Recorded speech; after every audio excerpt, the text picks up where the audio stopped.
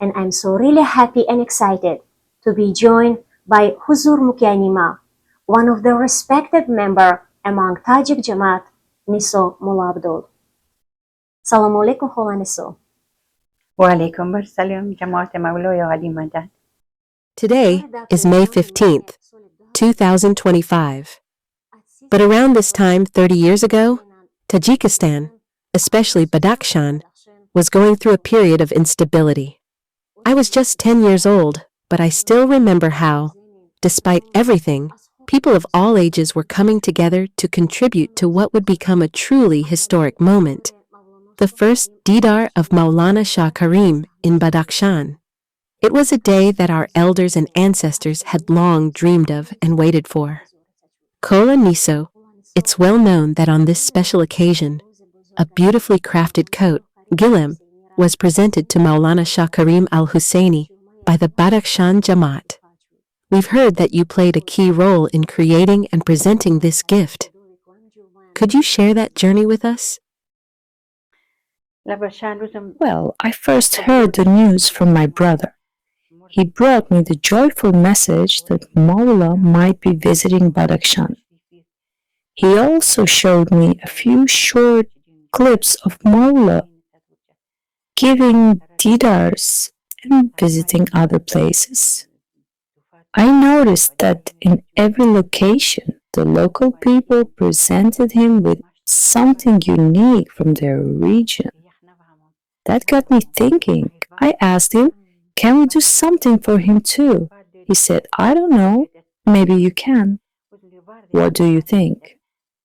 I replied, what if we create the old traditional gilim, the handmade coat, woven from wool? He looked at me and said, Sister, that was such a long time ago, I'm not sure anyone even remembers how to make it anymore. I said, we'll find out. I went to speak with my father.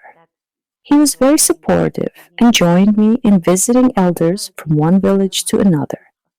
They welcomed us warmly and were happy to share what they remembered.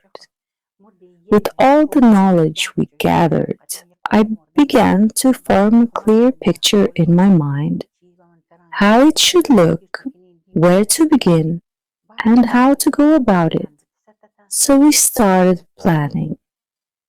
A few days later, I was at home when some young girl came and said, Kola Niso, there's a meeting and they've invited you to attend.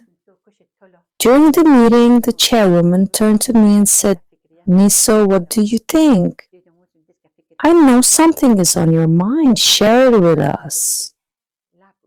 I said, I've been thinking we should give Maula a gift. Maybe it won't be perfect. Maybe it won't even rest on his shoulders, but let it be from us. I want to craft our traditional ancestral coat, the gilem. Some of the women hesitated, saying it might be too difficult, that we might not be able to do it.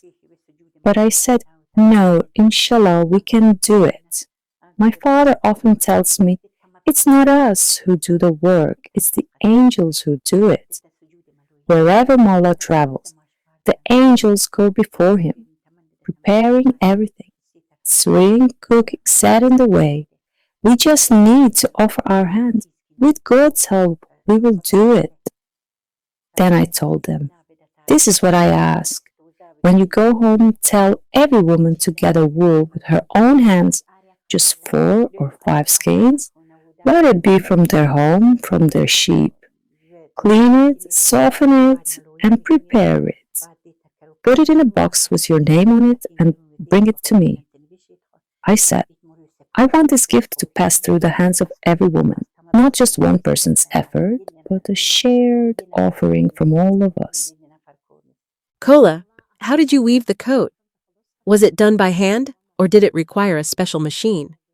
Could you walk us through the process? Honestly, I knew very little about the process myself at first.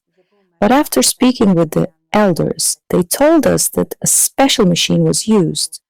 Only a few people owned it between 1930 and 1939 before World War II. We didn't know if anyone still had one. In our village, our Khalifa used to have one. So my father and I went to his house. He had passed away, but his sons were there. We asked them, and they said yes, the machine is still here. It needed some repairs, but we managed to get it working again.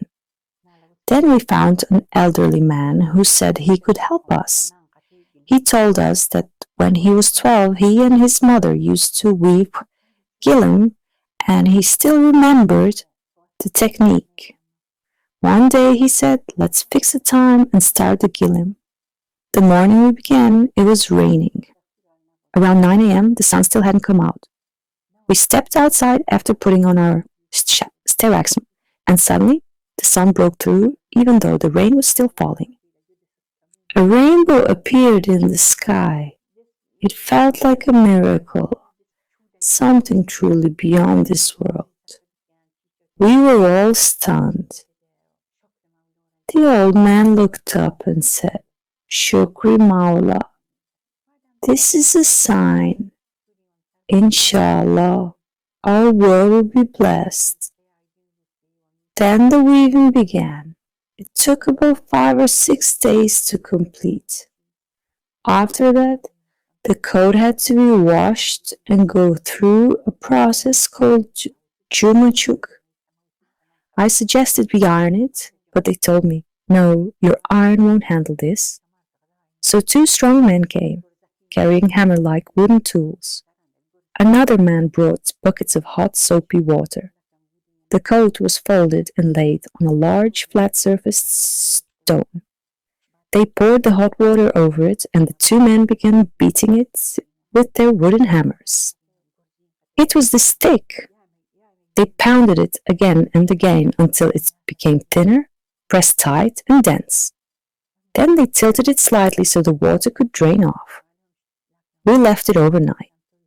The next morning we returned, and there it was, hanging to dry. I looked at it and thought to myself, it's so beautiful. It turned out even more beautiful than I imagined. Then one day we set a time to cut the rikal. Once it was cut, it was just the 2 of us women who worked on sewing it. One of us did the stitching, and I did the embroidery. At first we planned to sew everything by hand, but we also wanted it to be durable and long-lasting. So we decided to reinforce it with a machine. Around that time, my father wrote a rubai about this gift. He brought it to me and said, Daughter, maybe you can find a place for this. When I read it, it said, بگذار شاکری رضایی تو شوی، تسلیم به احکام قضایی تو شوی. این توفه ناچیز نشانی آن است، یعنی که فدای خاک پای تو شوی. Then we invited an artist who sketched all the flowers and patterns, and I embroidered them by hand.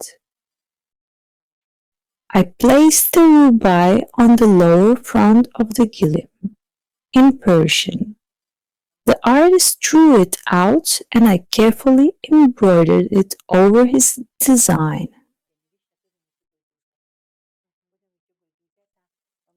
On the collar, we inscribed the word نوشت پیشوا و پشتیبان.